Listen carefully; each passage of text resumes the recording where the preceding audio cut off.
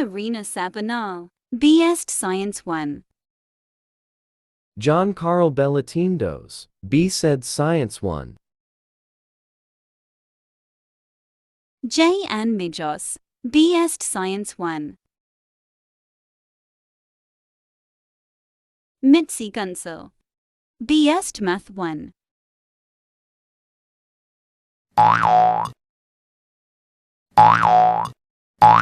Let's commence! Now, let's talk about dimensions of learner-centered learning. So, in this topic, we will elucidate the developmental and socio-cultural dimensions of learning, which upon focusing on Lev Vygotsky's theory and his key principles. To add more, Vygotsky's theory stressed the fundamental role of social interaction in the development of cognition, as he believes strongly that community plays a central role in the process of making meaning. Also, he stated that culture was primarily the determinant of knowledge acquisition. Clear in mind, we must go further and talk about the socio-cultural perspectives of learning. Sociocultural perspectives and the role that culture, interaction, and collaboration have on quality learning. This means human development and learning originate in social and cultural interaction. In other words, the ways people interact or collaborate with others and the culture in which they live shape their mental abilities, causing learner to achieve a quality of learning. Modern social learning theories stem from the work of Russian psychologist Vygotsky, who produced his ideas between 1924 and 1934 as a reaction to existing conflicting approaches in psychology. Modern social learning theories stem from Vygotsky because his sociocultural theory of human learning describes a learning as a social process. Vygotsky's ideas are most recognized for identifying the role social interactions and culture play in the development of higher-order thinking skills, and it is especially valuable of insights it provides about the dynamic interdependence between individual and social processes in the construction of knowledge. Therefore, it means that Vygotsky's views are often considered primarily as developmental theories, focusing on qualitative changes in behavior over time as attempts to explain unseen processes of development of thought, language, and higher-order thinking skills. Although Vygotsky's intent was mainly to understand higher psychological processes in children, his ideas have many implications and practical applications for learners of all ages.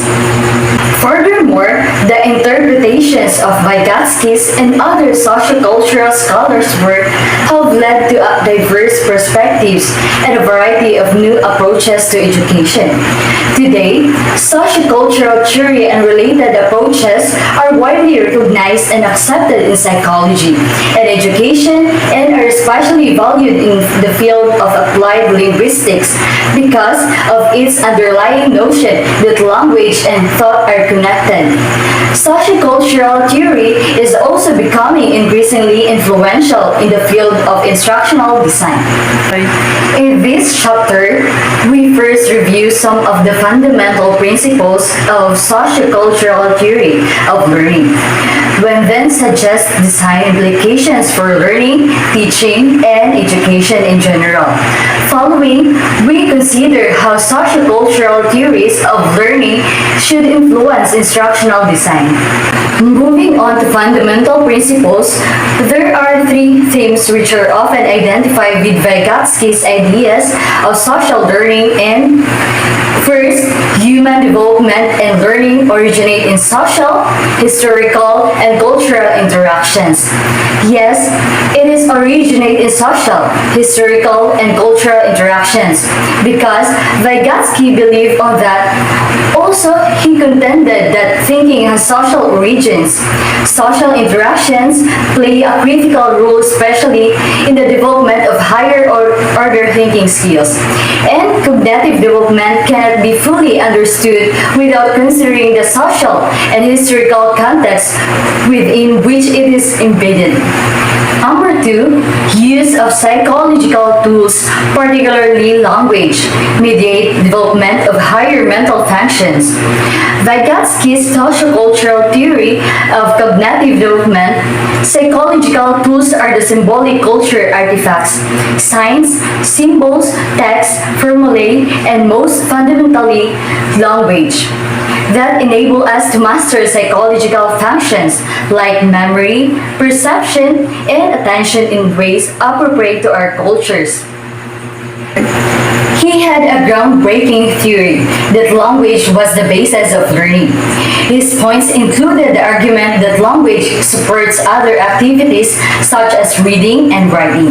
In addition, he claimed that logic, reasoning, and reflective thinking are all possible as a result of language. In contrast, higher mental functions allow us to move from impulsive behavior to instrumental action.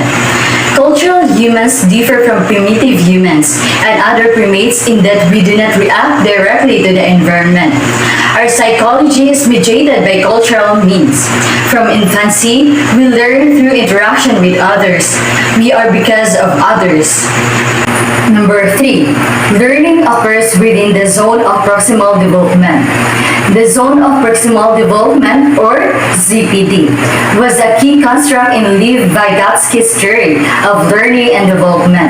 The zone of proximal development is defined as the space between what a learner can do without assistance and what a learner can do with adult guidance, or in collaboration with more capable peers. Moreover, as far as one knows, the most widely applied sociocultural concept in the design of learning experiences is the concept of the zone proximal development, or the ZPD.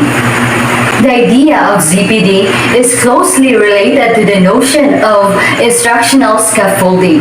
Scaffolding is the set of tools or actions that help a learner successfully complete a task within ZPD. Like for instance, when a child is in their ZPD, an expert will provide them with appropriate assistance to help them accomplish a new task or skill. Thus, activities, instructions, tools, and resources that are used to aid in this learning process, and those aid is the scaffolding. Design characteristics related to social perspectives of learning. This component, the major characteristics of social cultural theory significant to an instructional design whereupon will be tackled above. This incorporates the focus on the individual learner and their context of learning and the use of effective pedagogies centered around collaborative practice and communities of learners. Focus on the contextualized learner in social learning activities. This sociocultural theory and related ideas provide a great contribution to a focus on the learner within their social, cultural, and historical context, and also offer some pedagogical solutions and strategies that facilitate development of critical thinking and lifelong learning. However, the American Psychological Association's learner-centered principles stated the following about social interactions on individual learners. In interactive and collaborative instructional contexts, individuals have an opportunity for perspective taking and reflective thinking that may lead to higher levels of cognitive, social, and moral development. as well as self-esteem. Therefore, most instructional design models take into consideration a common or isolated concept of the learner.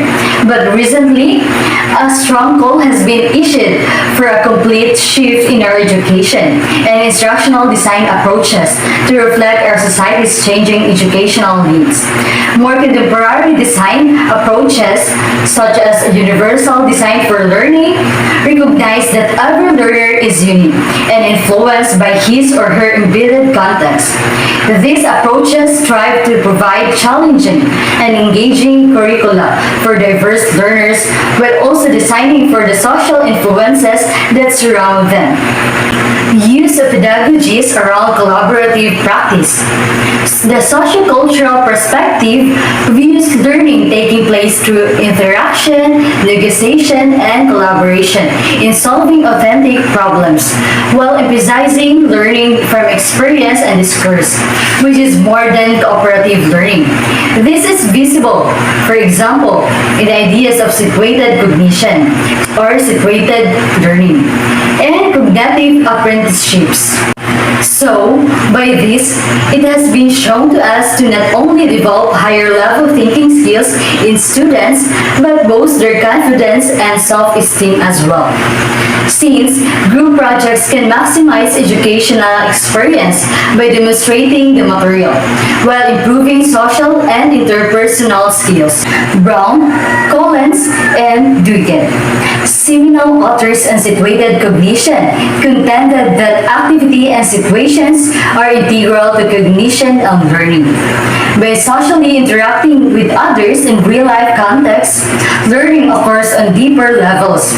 They explain that people who use tools actively rather than just acquire them, by contrast, build an increasingly rich implicit understanding of the world in which they use the tools and of the tools themselves. It is truly since this implicit understanding of the world around us influences how learners understand and respond to instruction. Just like to one study, a Brazilian children solving mathematics problems while selling produce.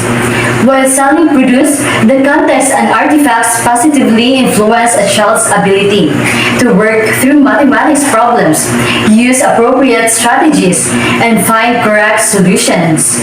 So, it unveils to us, through socially interacting with others in real-life contexts, learning occurs on deeper levels. And also, by utilizing tools actively, we can build an increasingly rich implicit understanding. Cognitive apprenticeships acknowledge the situated nature of cognition by contextualizing learning. Through apprenticing learners to more experienced experts who model and scaffold implicit and explicit concepts to be learned. The purpose of cognitive apprenticeship is to allow students to observe, practice, and enact new knowledge and skills that they have gleaned from a specialist through modeling and coaching. This is achieved. In addition to cognitive apprenticeships, approaches grounded in sociocultural theory pay attention to and model the discourse, norms, and practices associated with a certain community of practice in order to develop knowledge and skills important to that community. Communities of practice involve learners and those teaching or facilitating learning authentic practice within the target context to facilitate easier transfer of learning. Winger identified communities of practice as groups of individuals who share three characteristics. A. Mutual engagement. Firstly, through participation in the community, members establish norms and build collaborative relationships. This is termed mutual engagement. B. Joint enterprise. Secondly, through their interactions, they create a shared understanding of what binds them together. This is termed the joint enterprise. C. Shared repertoire. Finally, as part of its practice, the community produces a set of communal resources, which is termed their shared repertoire. Right. Examples of learning environments aligned to social perspectives will be discussed to the next reporter, in which he will detail specific examples of learning environments and activities that align to social perspectives of learning, just like collaborative authentic activities, project-based learning, flipped learning environments, and online collaborative spaces.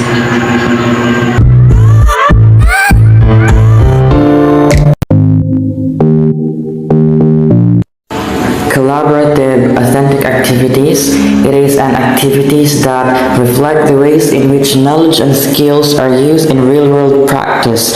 Learning that require joint activity in which two or more learners negotiate meaning and contribute to the final outcome.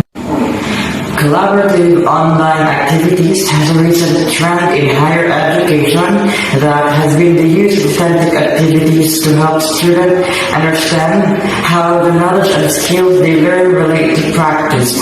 So it's very important to have this learning to make students collaborate and challenge their views in different interpretation to come up with accurate ideas that can relate to their real life practices as well. Here are some principles of authentic activities. So, number one, have real-world relevance. Authentic activities match the real-world tasks of professionals in practice as nearly as possible, refers to learning experiences that are applicable to the personal aspirations, interests, or cultural experiences of students that are connected in some way to real-world issues, problem, and context. 2. Provide opportunity for students over a sustained period of time. Challenges cannot be solved easily by the application of an existing algorithm. Instead, authentic activities are relatively undefined and open to multiple interpretations, requiring students to identify for themselves the tasks that need to complete the major task. Number 3, provide the opportunity to collaborate. Success is not achievable by an individual learner working alone. Authentic activities make collaboration integral to the task, both within the course and in the real-world practices as well. Project-based learning is a teaching method in which students gain knowledge and skills by working for an extended period of time to investigate and respond to an authentic, engaging, and complex question, problem, or challenge. So, what are the benefits of project-based learning?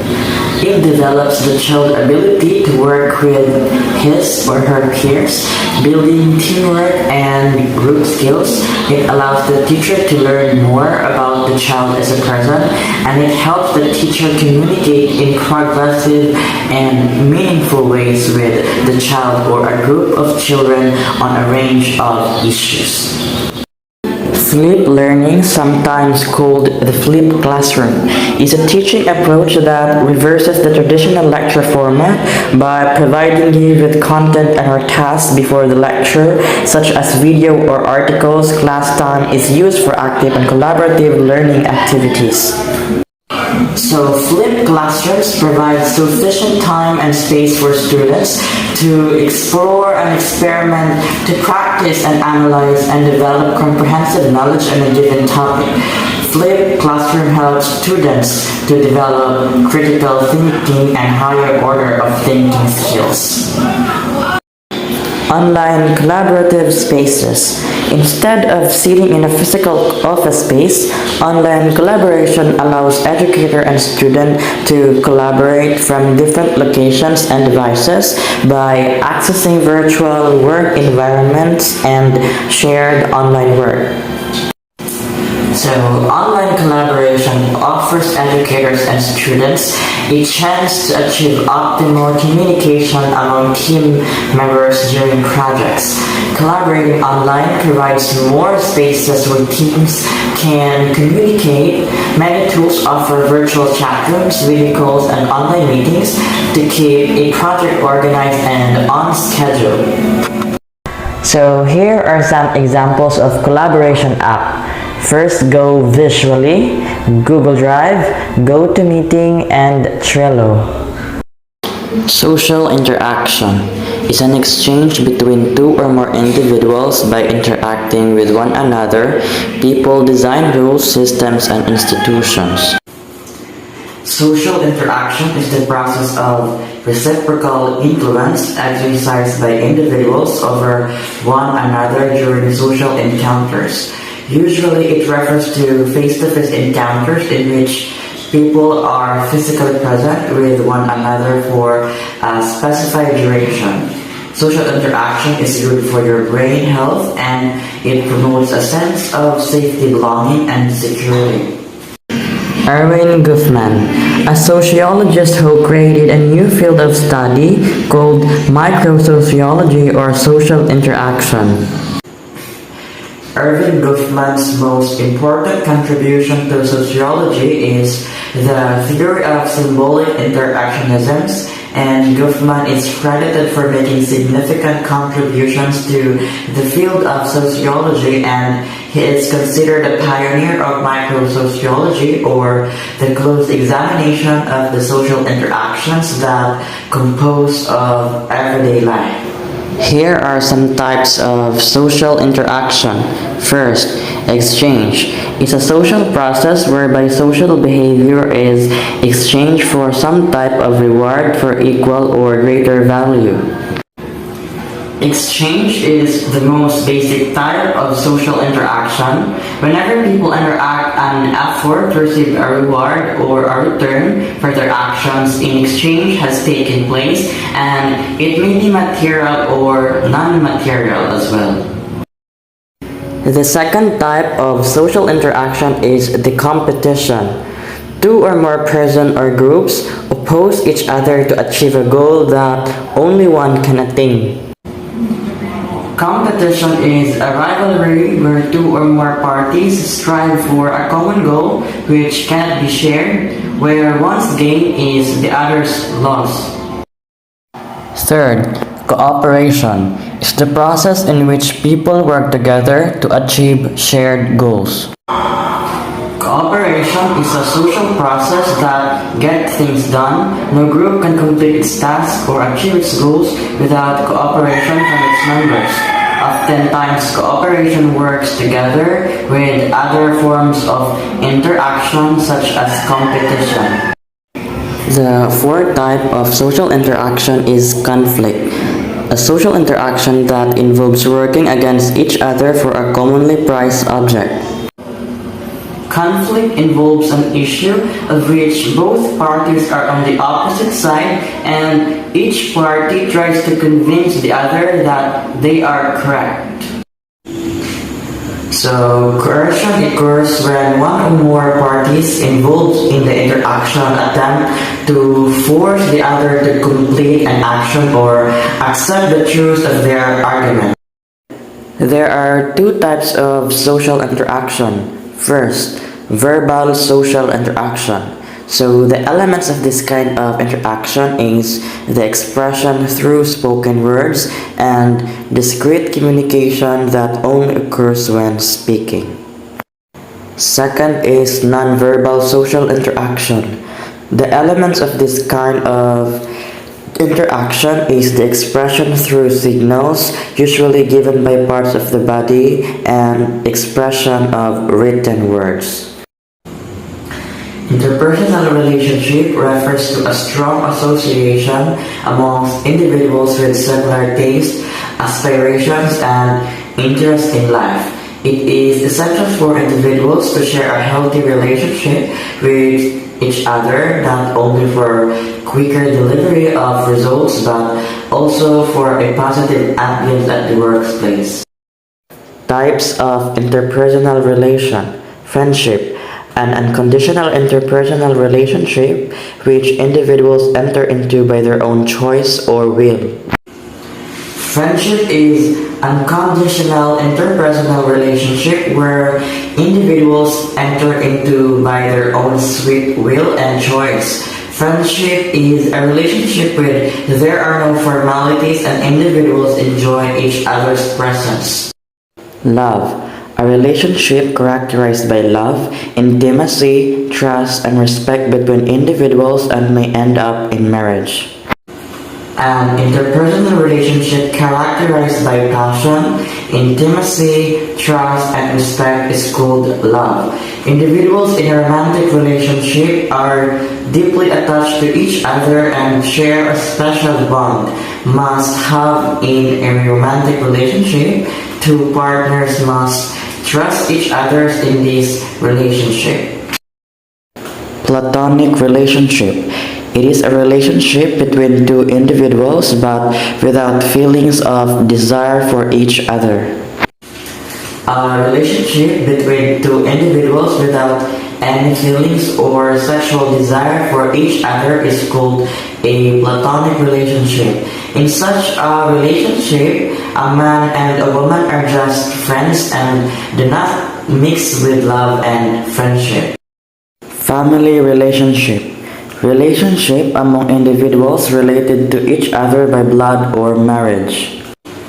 Family relationships are the first type of interpersonal bonds we form in the beginning of infancy as we depend on our caretakers, and there are many different roles within the family category of relationships, including mother, father, siblings, grandparents, aunts, and uncles. The importance and nature of these relationships vary from person to person, and the roles are defined by a combination of familial kinship and cultural norms. Work relationship refers to the kind of relationship of individuals who work for the same organization.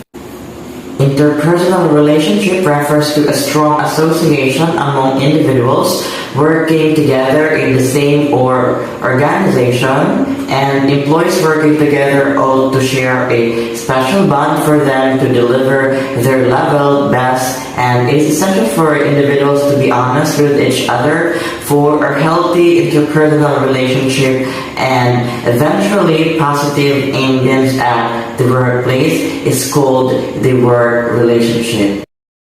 Communication refers to the exchange in meanings between individuals through a common system of symbols, signs, and behavior.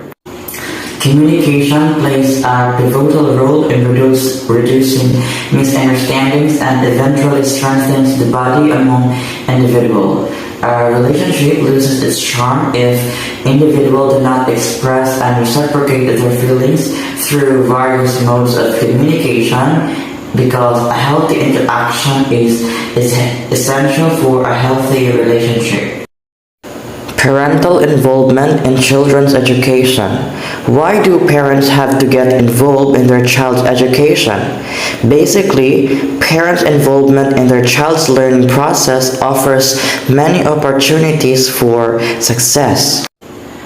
Parental involvement can encourage children and adolescents' achievement in many ways, and one way that parents can contribute positively to their children's education is to assist them with their academic work at home, and regardless of family income or background, students whose parents are involved in their schooling are more likely to have higher grades and test scores, attend school regularly, have better social skills, and show improved behavior to adapt well to school.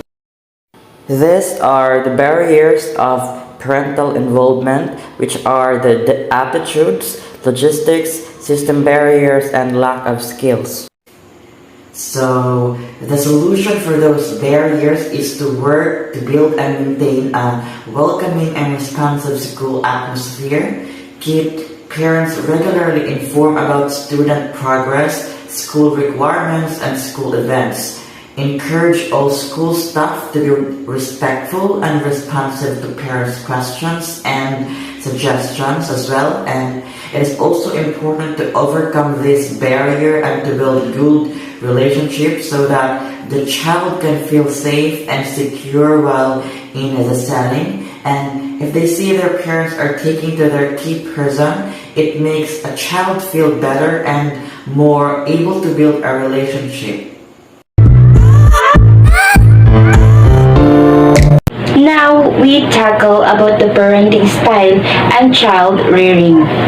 Various researchers show that parenting styles have impact on how children behave and respond in the environment they are in. In the 1960s, psychologist Diana Beaumont, an expert in developmental psychology and parenting, identified the different parenting styles characterized by parents' expectations and responsiveness to their children. So there are 4 different parenting styles. These are the authoritarian, permissive, and involved, and authoritative parenting. Authoritarian parenting. Authoritarian parents are often thought of disciplinaries. They use a strict discipline style with little negotiation possible. Punishment is common. Communication is mostly one way from parent to child. Rules usually are not explained. Parents with this style typically nurturing. Expectations are high, limited flexibility.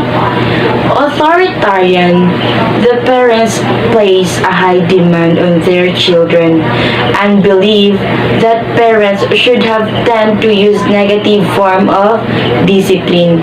They will take away privilege for behavior or resort to physical form of punishment like speaking. Authoritarian parents only have one-way communication. They are not terrible responses to a child's feelings or opinions. If a child questions its parents or rules or approach, a parent might respond, "Because I said so." Authoritarian parents have firm rules and expect those rules to be followed.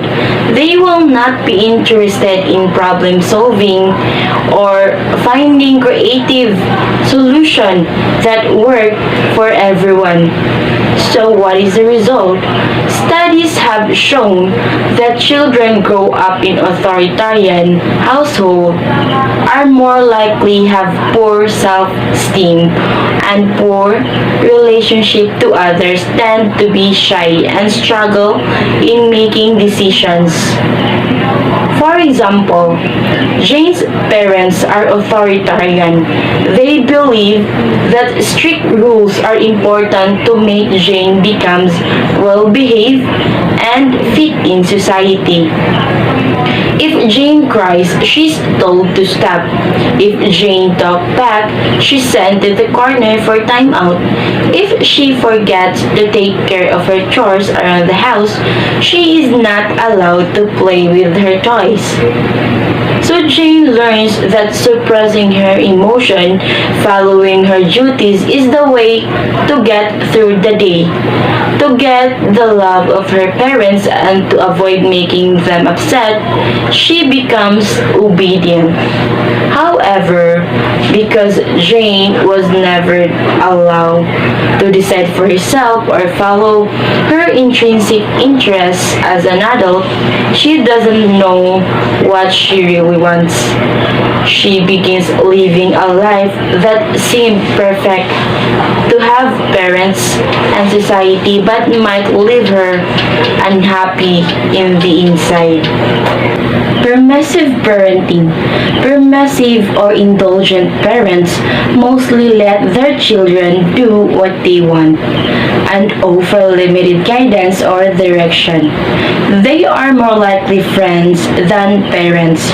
Their discipline style is the opposite of strict. They have limited or no rules and mostly let their children figure problems out in their own. Communication is open, but these parents let their children decide for themselves rather than giving direction. Parents in this category tend to be warm and nurturing. Expectations are they typically minimal or not set by these parents. So permissive parent indulge the child, then everything becomes about the self. When someone is obsessed how they feel or what they want because they normally get what they want, then that child becomes selfish. It shouldn't surprise us then that one of the results of permissive parenting is actually entitlement. A child feels they entitled in certain kinds of treatment. They might declare their rights or things that they feel like they get and they don't understand authority because their parents have not practiced good parental authority. This means they have general lack of respect to other people around them, which is going to lead to behavior problems in their future. For example, like Joshua, a little boy who enjoys so much because his parents believe they should fulfill all his wishes, give him full freedom, and never say no. Joshua enjoyed full control of his parents and get whatever he wants. If Joshua wants burger, then burger he gets. If he wants to play games, he will be playing them all night. As Joshua grows older, he often acts inconsiderate and doesn't know his limits. Uninvolved parenting. Uninvolved parents give children a lot of freedom and generally stay out of their way. Some parents may make a conscious decision to parent in this way, while others are less interested in parenting or unsure of what to do.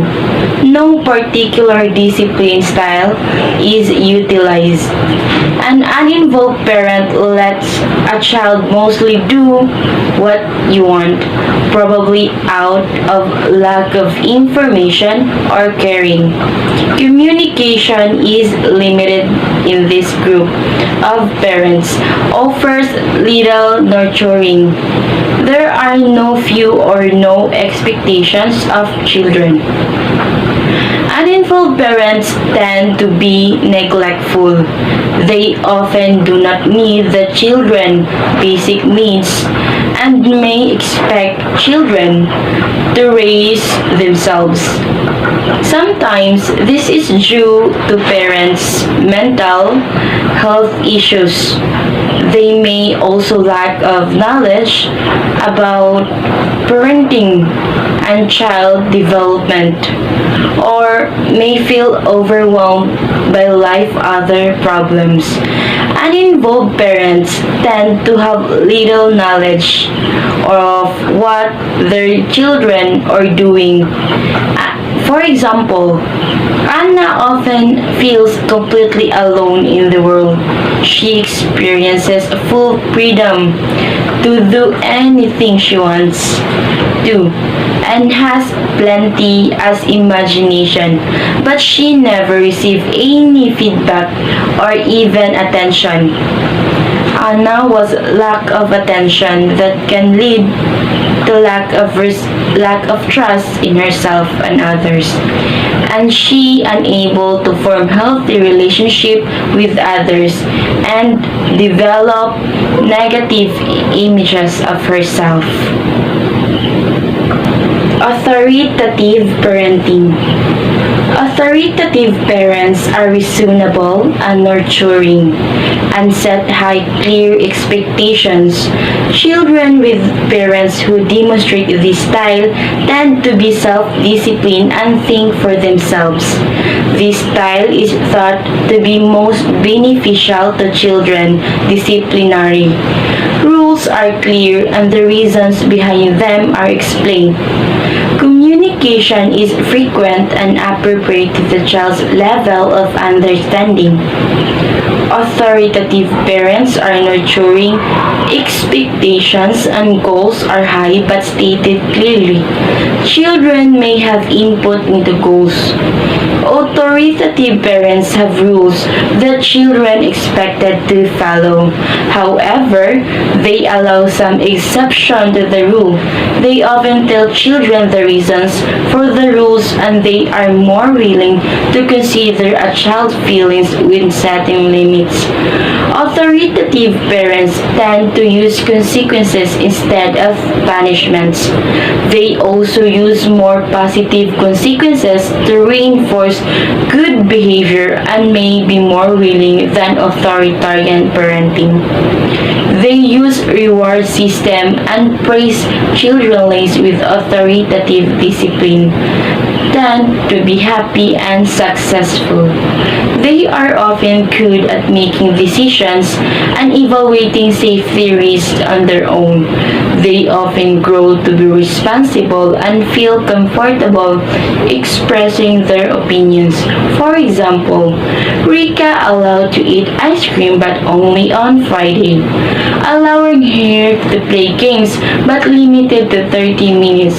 So the parents there respect the child is because they believe that kids need freedom with limits.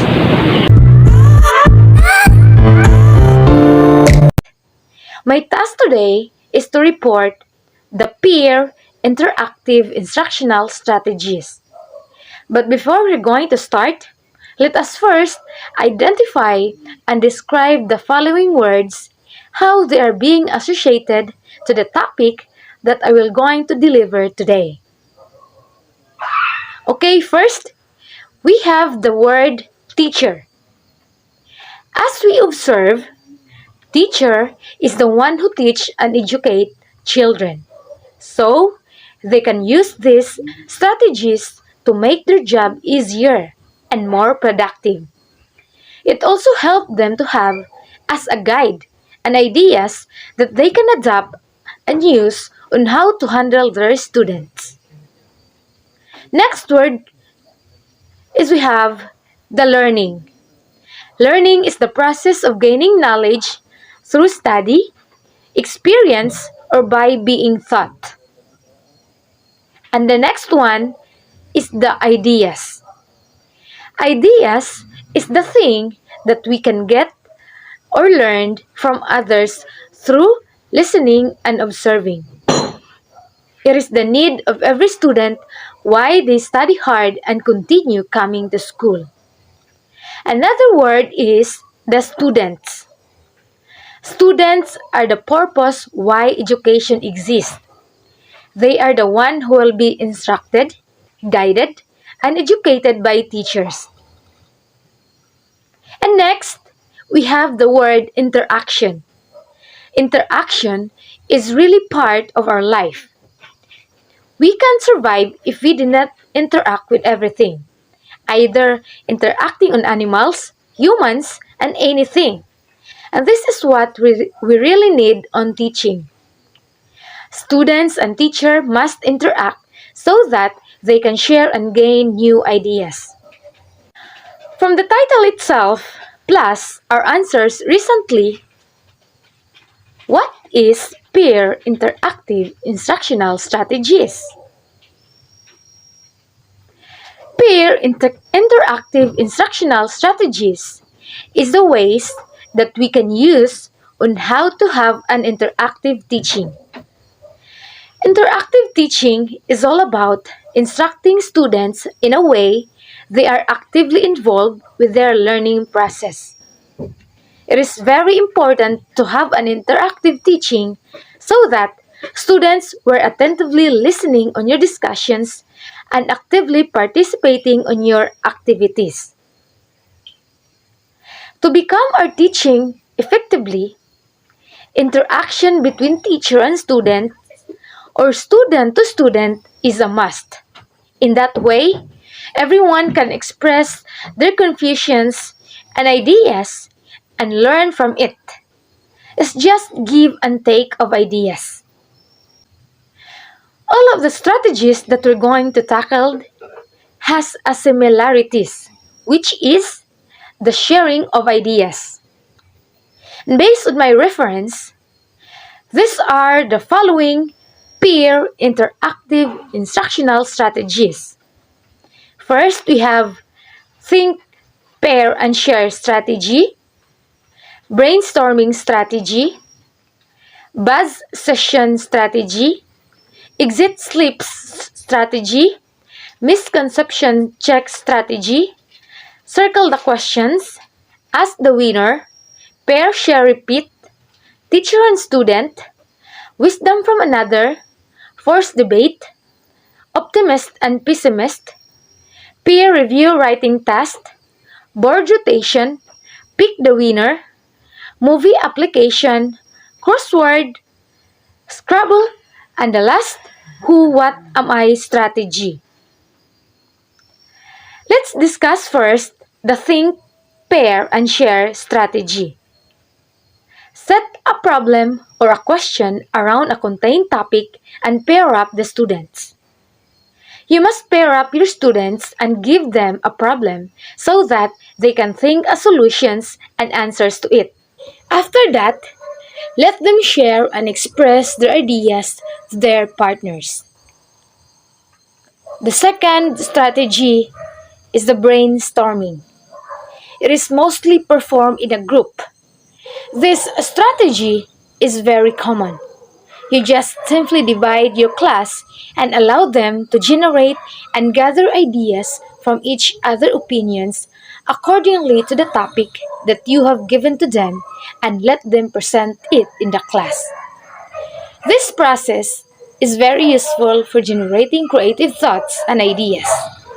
With this also, they can learn to work together and to end up having a great presentation. Next strategy is the buzz session. It is a cooperative learning technique consisting in the formation of small groups of students to discuss a topic. It is another group discussion of students that must be done in a short period of time. Number 4, exit slips. These are best used at the end of class session. It is a questions that you will ask from students at the end of the class. This is a following activity that was happened in the last part of the class session. At the end of the class, as what you see in the picture, you can ask what they have learned, things that they find interesting, and ask them if they still have questions and let them write it so that you will know which part that confused them. And it's up to you if you're going to open a conversation on the next school day and ask them what they wrote down. Number 5, the misconception check. Discover students' misconception and encourage them to think deeply and weigh all the possibilities. It is meant to see if students can really identify what is the correct answer by giving them a false fact. You can assess the learning of students using this misconception check. You should ask them a wrong question, and by that, we can see if they really listen to you. Number 6, circle the questions. It is an introductory activity that gets participants' attention and listening to one another. It is also considered as an icebreaker or energizer. It should be done like this. First, make a worksheet or a survey that has questions and ask them to form circle. Then let them turn in the papers and just instruct them to rotate until they all answer the questions that were circled. Number 7. Ask the winner. It is another strategy that helps some students to learn through asking their classmates who got know the answer. It is very understandable. You just ask students silently to solve a problem on the board. After that, check their answers and who got the correct answer will feel free to answer the questions of his or her classmates. Number 8.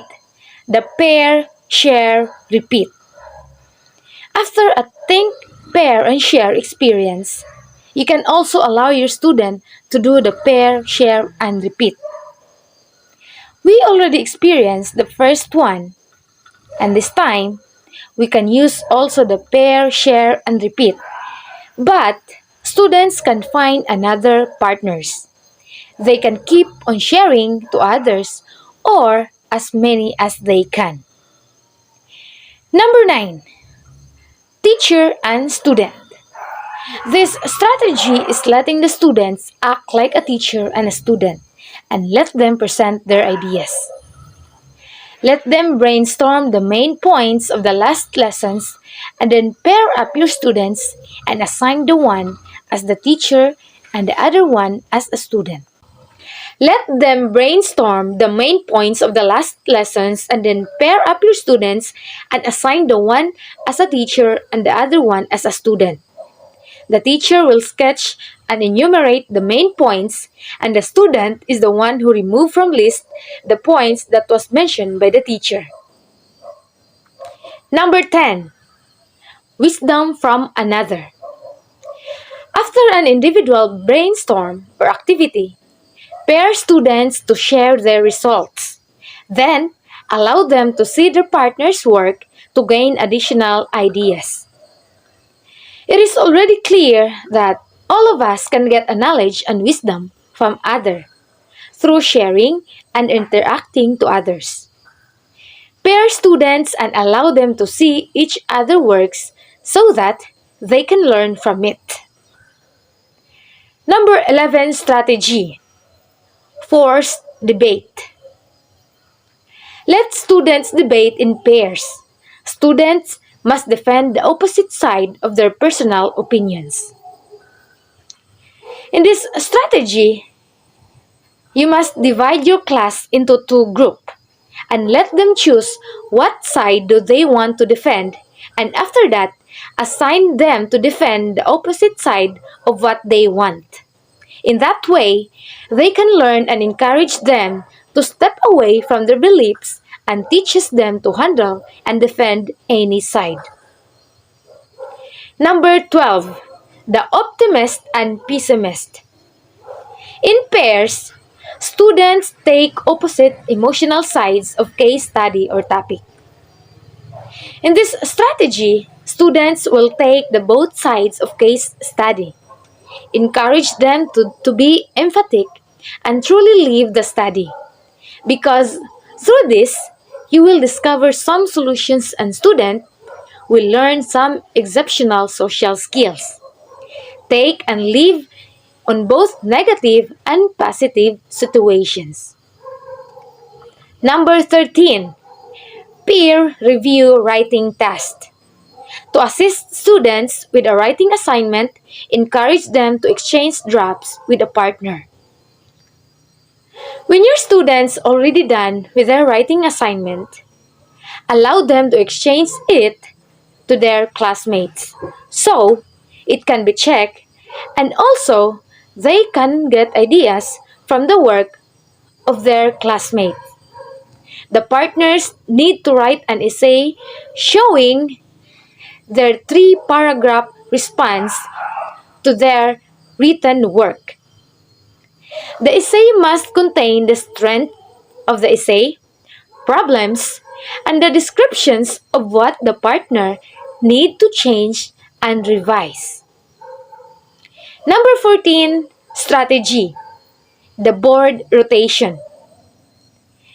In this strategy, students are grouped and assigned to answer all questions that are on blackboard. It is more interactive activity than others.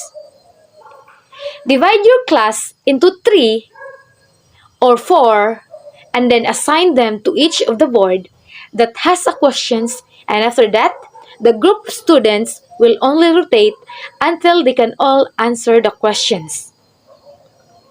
Number 15. Pick the winner. Allow each group of students to choose the best answer from the merged group works and present it to the class. Give your class an activity, then, after they finish it, merge their work and choose the best output and let the owner present their work to class. Number 16. Movie application. In groups, allow students to use movies concept on their discussions. In groupings, students can use the concept of movies on discussing their ideas because most of the children today has more time on social medias and movies. Watching movies is not only an entertainment, but we can also get lessons from it, like historical and geographical facts and biographies of famous people. Number 17 is the crossword puzzle. It was an educational game that can enhance and make the class or discussions more on fun. It transformed the boring lessons into a fun experience. It can help also students to think and generate words that were asked. Number 18, the Scrabble. Same as the crossword puzzle, this is another educational game that we can use on our classes. It also helps students to think deeply and brainstorm as many words that are related to the topic.